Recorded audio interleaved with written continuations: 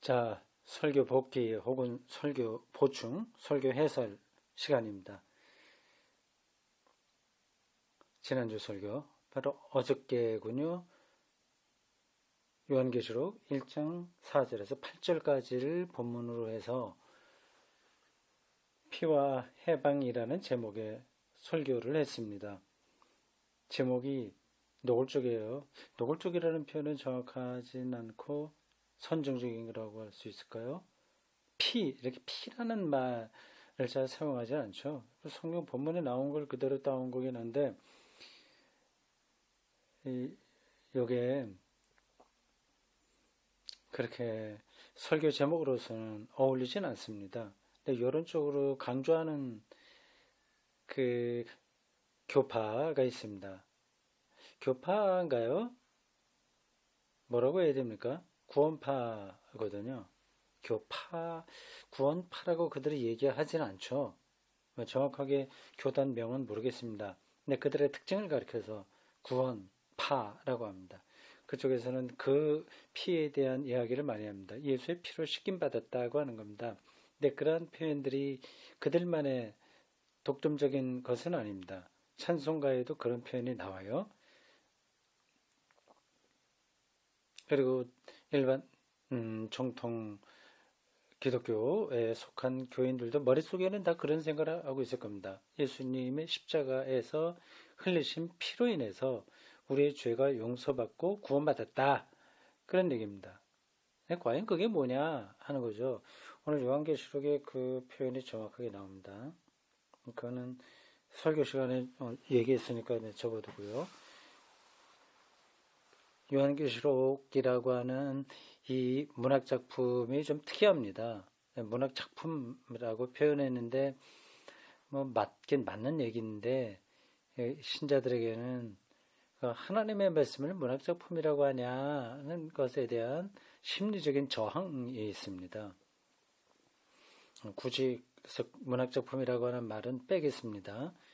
내용은 그렇다고 하더라도 그냥 하나님의 말씀을 그렇게 보면 됩니다. 다만 이제 이게 문자로 기록된 거니까 문자로 어떤 세계를 기술하는 거 이게 문학행위 아닙니까?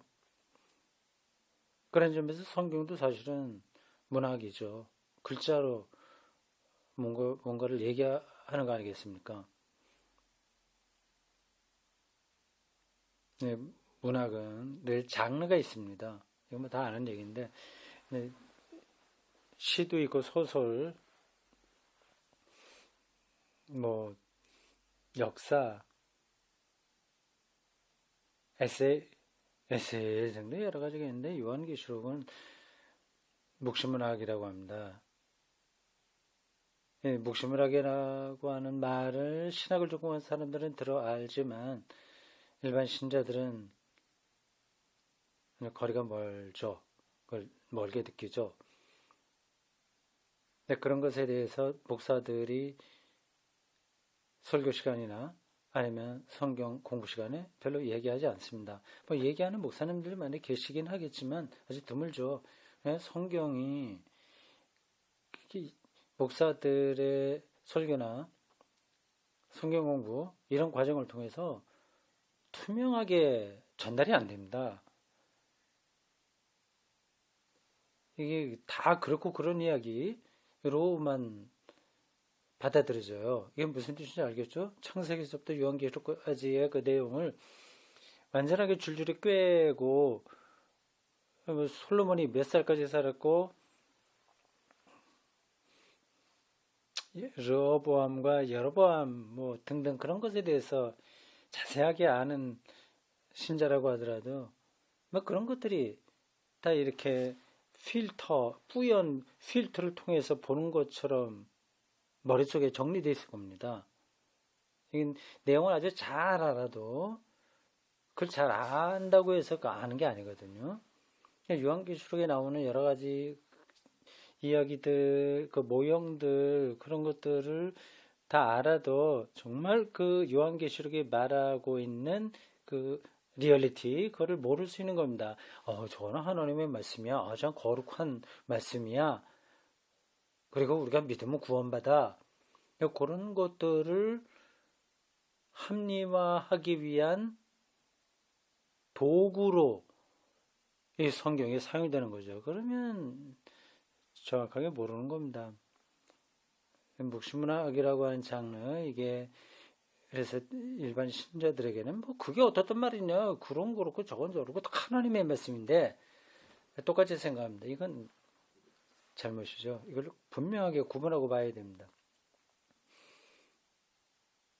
요한계시록에 나온 그 극단적인 상징들을 문자적으로 아니면 알레고리식으로 받아들인 것은 오해의 소지가 큽니다. 그래서 그거를 제가 어디 영화를 설교 시간에 예로 들었어요. 뭐 전체 맥락에서 뭐 딱딱 떨어지는 건 아니지만 제가 어쩌다가 어저께 설교하다 보니까 영화 3편을 제목만 얘기했습니다. 내용은 아니죠. 한번 설교 진행하면서 그 내용을 짤막짤막하게 또 얘기했다면 시간이 더 많이 갔겠죠. 설교를 늘리는 설교 시간을 늘리는 방법의 하나입니다. 그 작은 그 주제나 개념들을 그런 것들을 더 자세하게 설명하는 거죠. 그럼 신자들은 더 재밌어 할 거요. 하울의 그 애니메이션 영화, 하울의 움직이는 성, 그 좀 드라마틱하게 이렇게 저렇게 설명하다 보면 시간 5분 정도 가는 거는 뭐 쉽죠. 그 얘기하면 재밌어 하겠죠. 아바타도 그렇고요. 또 하나 밀양 얘기했습니다. 밀양 이거는 어제가 설교하는데 중요한 대목하고 연결돼요. 예수의 피로 우리 죄가 씻김을 받았다, 해방받았다. 씻김 받았다는 거하고 해방받았다고 하는 건 똑같은 뜻입니다. 밀양이 그 주제를 다루고 있습니다. 제가 밀양이라고 하는 영화를 보진 못했어요. 왜 이렇게 저렇게 듣기도 하고 다른 사람한테 들었고 뭐 다른 글을 읽었습니다. 그 밀양에 대한 영화 평론가들의 아니면 다른 글쓰기 논객들의 글을 통해서는 어떤 영화다라고 하는 건 압니다. 살인 사건이 연루됐죠. 그래서 그 살인자가 교회를 다니든가 그러죠. 감옥에 들어갔죠. 피해자 어머니가 찾아가죠. 그 전도연인가 누구죠? 여자 배우가 모르겠습니다. 핵심은 이겁니다. 그 살인자가 자기는 예수님 믿고 용서받았다. 그러니 피해자 어머니에게 용서해 준 거 고맙다. 뭐 그런 뜻으로 말하기도 하고 자기는 하나님으로부터 용서받았다. 그거 핵심이죠. 근데 그거 앞에서 이제 여자 주인공으로 환장하는 겁니다. 자기는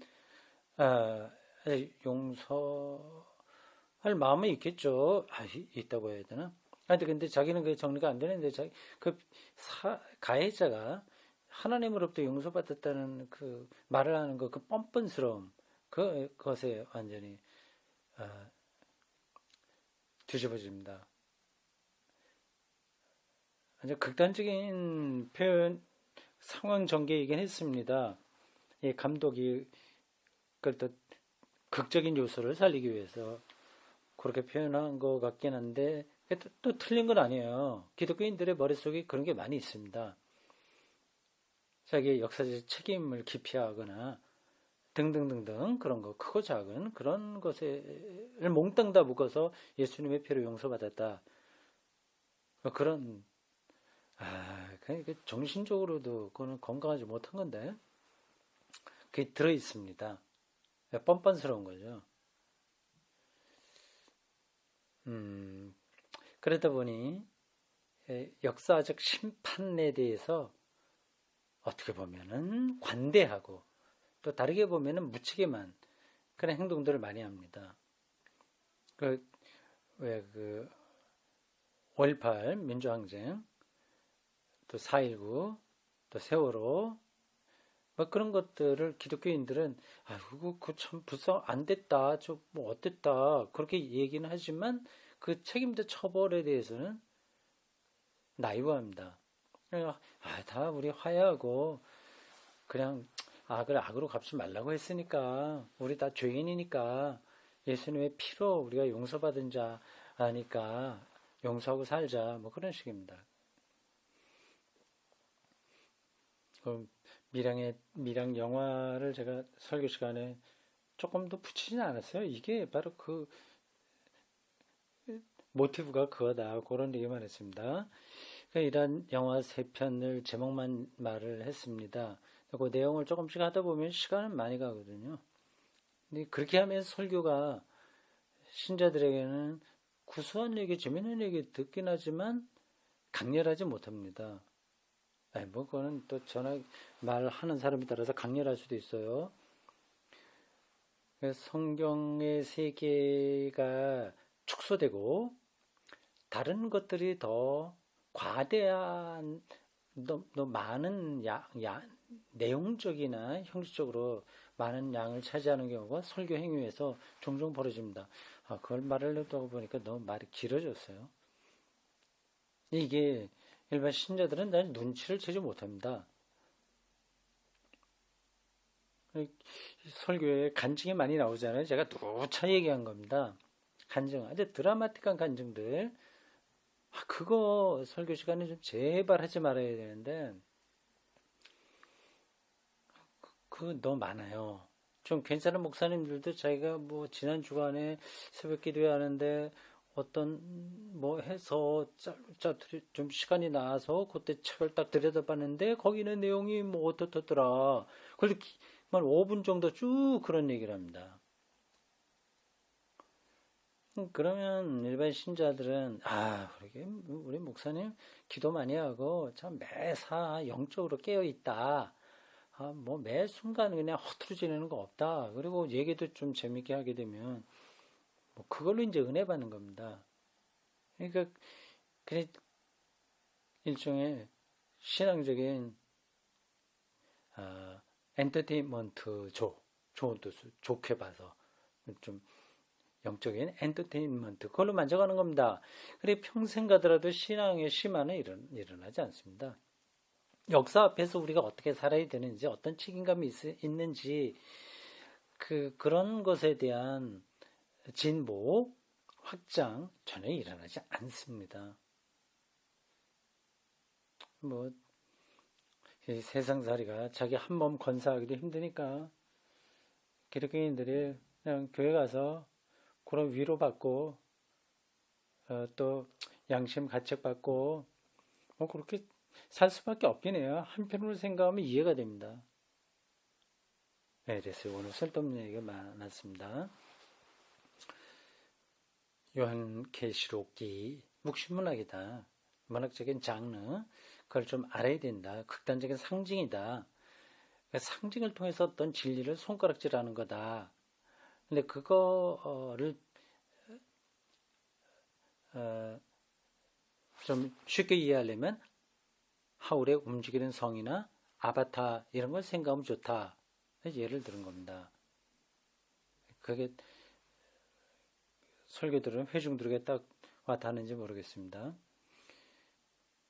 설교의 핵심은 어떤 건지 여러분들이 이미 다 아셨을 겁니다. 예수의 피, 예수의 죽음, 예수의 십자가 이것은 우리의 부도덕한 행위들을 용서하는 것이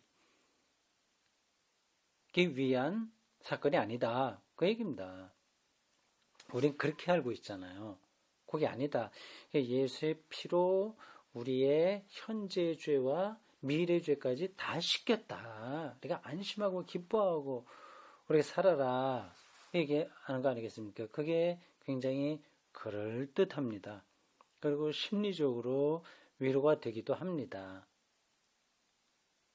구원파에서 그런 얘기 많이 합니다. 예수의 피로 우리 죄가 씻겼다 하는 거죠. 구원파만이 아니라 정통 기독교인들 중에서도 뭐 표현은 좀 다르지만 그런 식으로 생각할 겁니다. 예수의 십자가를 통해서 우리의 죄가 용서받고 그리고 우리는 구원받았다고 하는 구도, 공식 여기에 떨어져 있는 겁니다. 그게 틀린 게 아니에요. 이게 문제입니다. 틀리진 않았으나 옳지도 않은 겁니다. 말이 좀 이상하죠. 틀리진 않으나 옳지는 않다. 도대체 그게 뭐냐? 이상한 표현처럼 들릴 겁니다.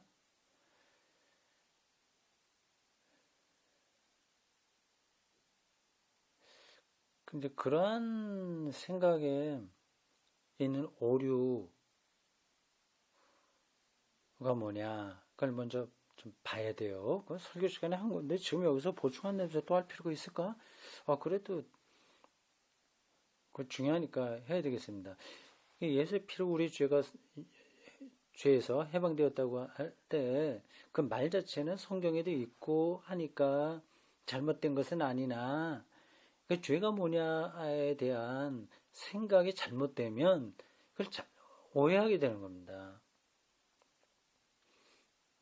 우리 거짓말, 속임수, 우리가 보통 부도덕한 행위 그 얘기하는 거 생각하는 거 있지 않습니까?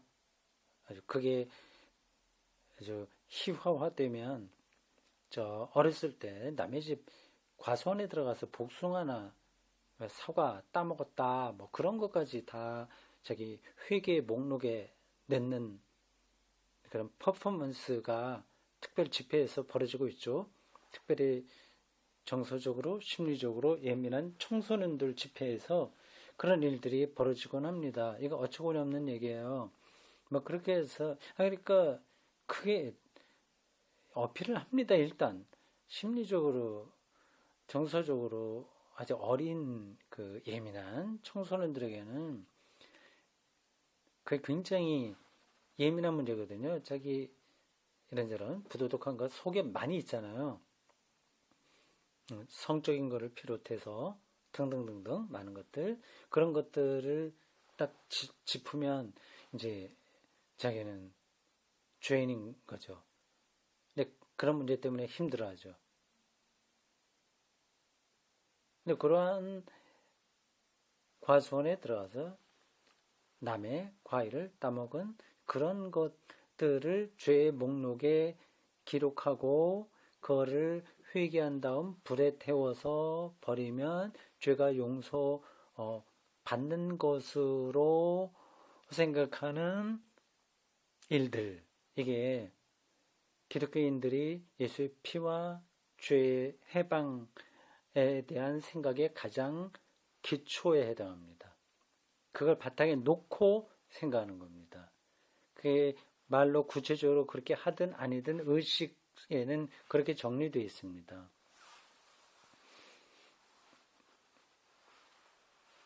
그게 뭐 잘못된 거냐? 이렇게 질문할 수 있습니다. 죄에 대한 인식이 너무 협의에 떨어진 거죠. 성경에 분명히 부도덕한 여러 가지 잘못들에 대한 리스트가 나옵니다. 그래서 그게 구분이 안 되는 거예요. 신자들이. 그래 맞아. 이게 죄야. 얘기합니다. 근데 그것들은 죄의 결과입니다. 그리고 그것들은 다 경우에 따라서 다르게 나타납니다. 화를 내는 거, 화내는 거 이거 죄예요, 아니에요? 어떻게 생각하세요? 죄의 결과예요, 아니에요? 화내는 거. 당연히 그것은 뭐 죄거나 아니면 죄의 결과 뭐 그렇게 얘기할 수 있습니다. 근데 화는 또 낼 때는 내야 되잖아요. 불의 앞에서 화를 내지 않으면 그게 잘못된 겁니다.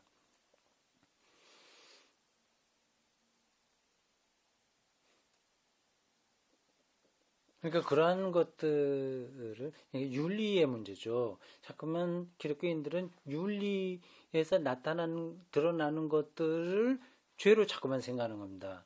그거는 예수 믿지 않아도 그 시대에 양심적으로 사는 사람들은 자기가 판단해서 해결해야 될 문제입니다. 화를 낼 때는 내고 참을 때는 참고요. 투쟁할 때는 투쟁하고 참 물러날 땐 물러나고 자기가 판단해서 살아야 되는 겁니다. 물론 파렴치한 일들까지 가능하다 그런 뜻이 아닙니다.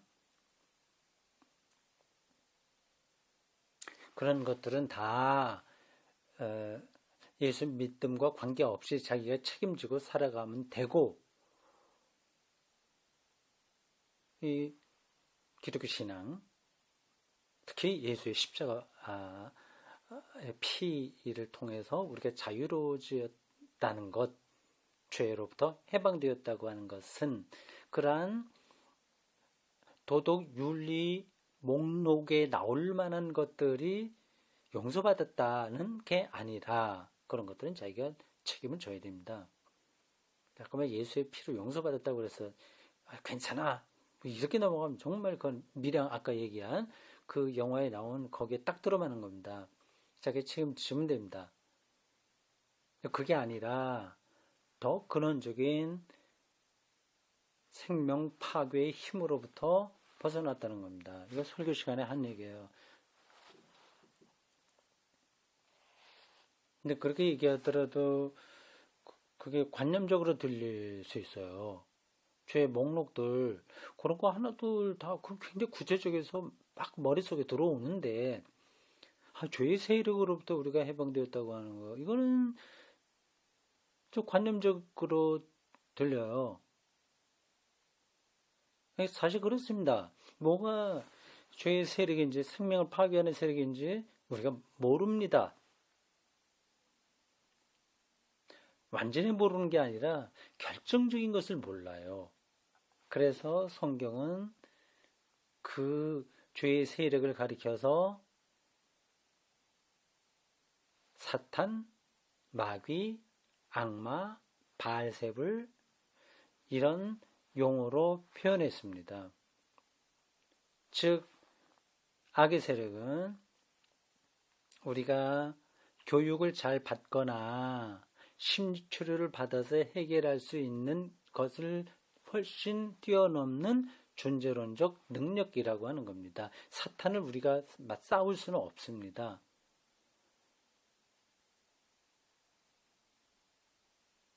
거기에 계속 지배를 받게 되는 겁니다. 죄의 세력이라고 합니다.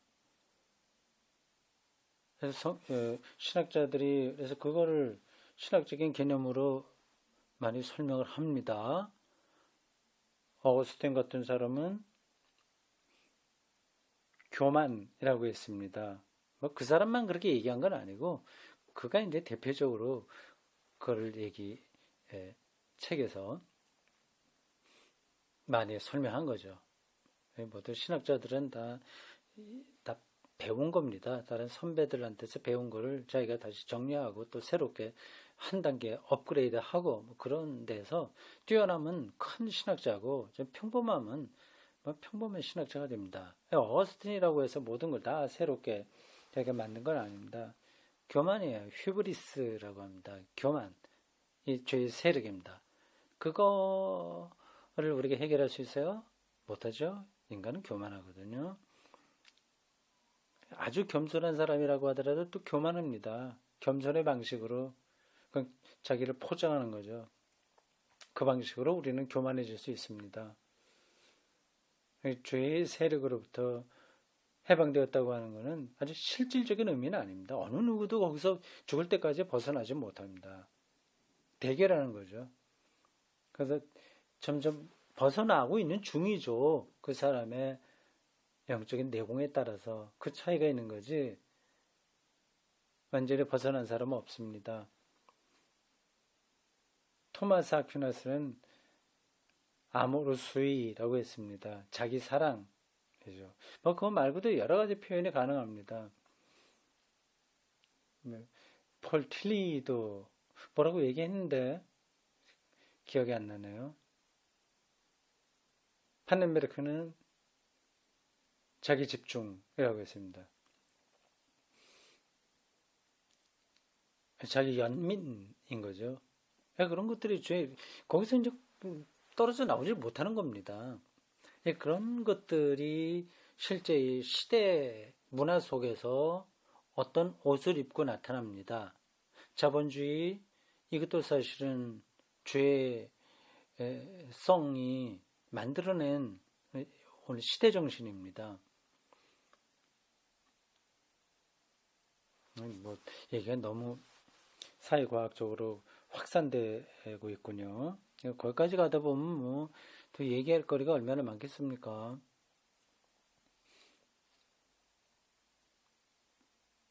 내 예수의 피로 내가 거짓말한 거, 내 간음이라고 하는 것, 또 등등등등 뭐 갈라디아서에 나온 그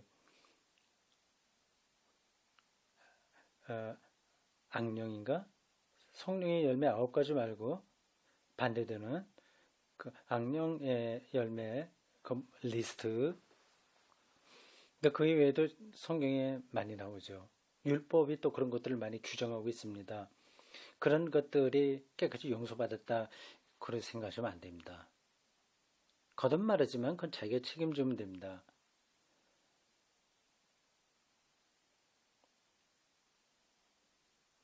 예수가 설교 시간에도 얘기했는데 우리가 거짓말한 거 용서받기 위해서 십자가에 죽으셨다? 이렇게 되면 코미디가 되는 거죠. 근데도 그게 신자들에게 어필을 한다니까요. 참 그렇습니다.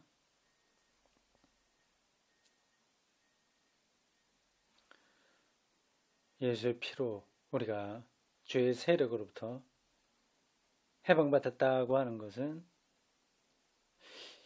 그게 이제 관념적으로 들린다고 말씀드렸어요. 이걸 제가 설교 시간에 마지막 부분에 교리적으로 더 설명하지 않고 그냥 구체적인 예를 들겠다 하면서 일용할 양식을 말했습니다. 일용할 양식은 뭐 예수만 얘기한 거 아니고 두루두루 많이 얘기를 했어요. 근데 그게 예수의 주기도에 나온 거죠. 자기를 위해서 하는 기도 중에는 실제 일상에서 필요한 거는 그 딱 한 가지입니다. 일용할 양식만을 구하면 됩니다. 나머지 것들은 다 하나님 나라를 위한 기도입니다. 죄의 용서, 이것도 일상에서 구체적으로 우리에게 필요한 어떤 걸 해결하는 건 아닙니다. 일용할 양식, 이게 지금 그 주기도문에 나오는 요 항목이 우리의 일상에서 가장 핵심에 속하는 거예요. 그리고 이 주기도문에 나오는 일용할 양식은 성만찬과도 연관되고 구약의 만나, 광야의 만나 이야기, 그리고 예수님의 공생의 첫 번에 있었던 마귀로부터 시험에 나오는 돌을 떡으로 빵으로 만들려고 하는 이야기하고 다 연관됩니다. 제가 기회가 되면 일용할 양식이라고 하는 제목만으로 책을 하나 쓰고 싶습니다. 이게 우리가 먹을 거 해결해 주신다. 이걸 기도해라.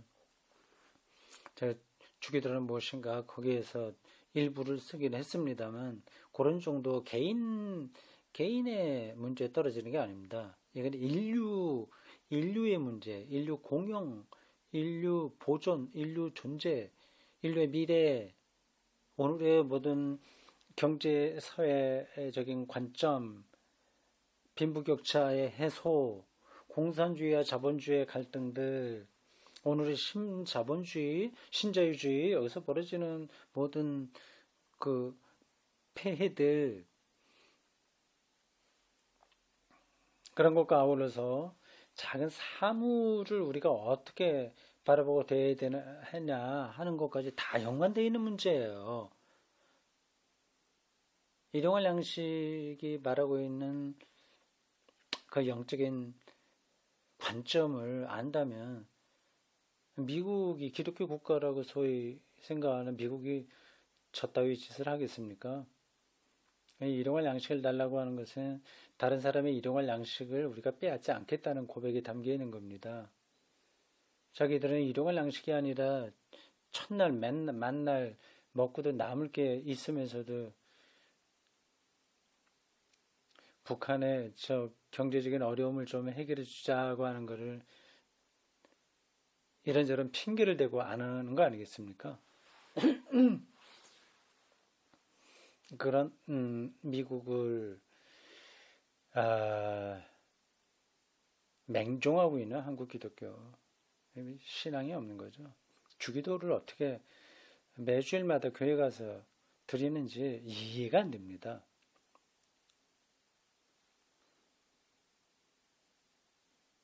이 일용할 양식은 예수의 운명과 직접 연관됩니다.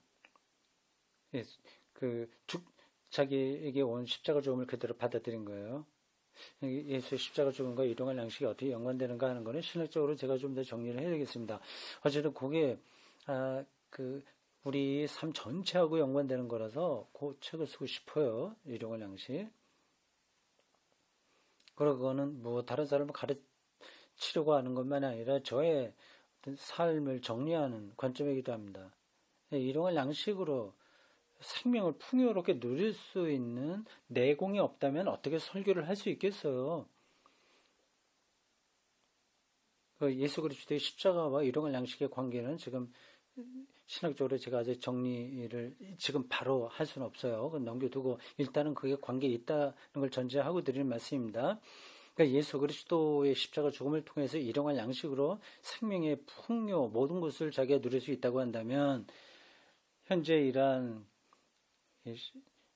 이 억척스럽고 잔인하고 야비한 천민 자본주의 이거로부터 우리가 해방받을 수 있는 거죠.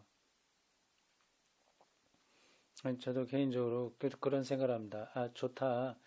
이거저거 다 없어져도 일용할 양식. 그리고 그날 하루 생존하기만 하면 충분하다.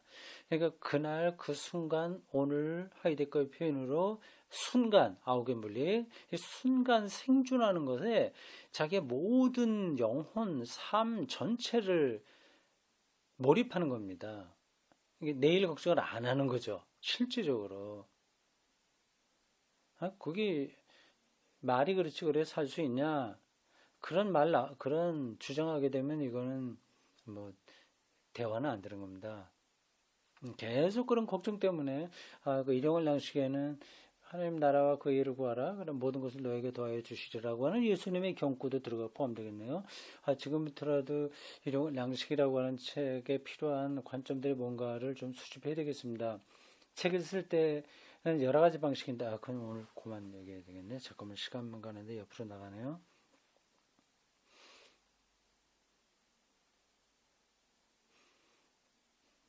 예수 그리스도는 하나님의 나라를 선포했고 그 결과가 십자가의 죽음이었는데 누구나 다 죽습니다. 십자가로 죽으나 그냥 늙어서 죽으나 죽을 때 십자가로 죽으면 좀 더 고통스럽긴 한데 그렇게 죽으나 아니면 연명 치료를 받으면서 근근히 있으면서 천천히 숨이 끊어지나 교통사고를 나가서 당장에 죽으나 다 죽음이라고 하는 절대적인 사건 앞에서는 동등한 겁니다.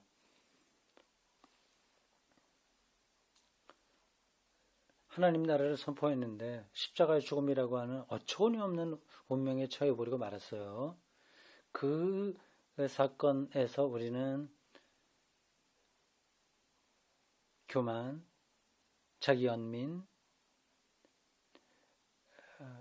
자기 사랑이라는 악의 세력으로부터 해방되었다. 그게 이제 설교의 핵심이었습니다. 이게 가능하냐? 지금 한두 번 설교로 전달되지 않을 겁니다. 도대체 저 목사가 지금 하는 얘기가 뭐야? 이게 뭐 귀신 씨나라 까먹는 소리야. 이렇게 들릴 수도 있어요. 이 현실은 너무 뭐라고 해야 되나요? 이 잔인하거든요. 그때 설교 때 국회에서 벌어진 며칠간 상황을 간단하게 스케치했습니다. 완전히 사생결단, 정말 그들 그 어떤 정당을 말해서 그렇긴 한데 지칭하진 않겠는데 사생결단. 아하, 이게 연봉 억대 이상 받으면서 자기들의 당리당략으로 그렇게 사생결단식으로 정쟁 속으로 모든 것을 이 블랙홀로 빨아들이듯이 해버리는 이 사태. 이건 뭐 우리 국민 수준이 그러니까 어쩔 수 없습니다. 이거 표현이 좀 그래요. 죄송합니다. 왜 그런 사람들을 뽑아주니? 뭐 그렇게 해도 되는 거죠. 뭐 어떻게 하든지 상관없는 거죠. 그런 걸 뉴스에서 보면서 산다? 참 불행한 겁니다. 근데 사람은 심리적으로 이상해서 그런 걸 보면서 카타르시스가 되는 사람도 있어요. 이거 옆으로 자꾸만 얘기가 나왔습니다. 좀 아쉬운데 조금 더 할 얘기가 있는데 시간이 많이 갔네요. 여기서 그치겠습니다. 이거 뭐 설교 해설, 설교 한 걸음 더 들어가기 이게 한두 분하고 마칠까 하니까 천천히 더 얘기하겠습니다. 벌써 36분이 됐네요. 고맙습니다. 오늘 마치겠어요. 지금 비가 오네요. 고맙습니다.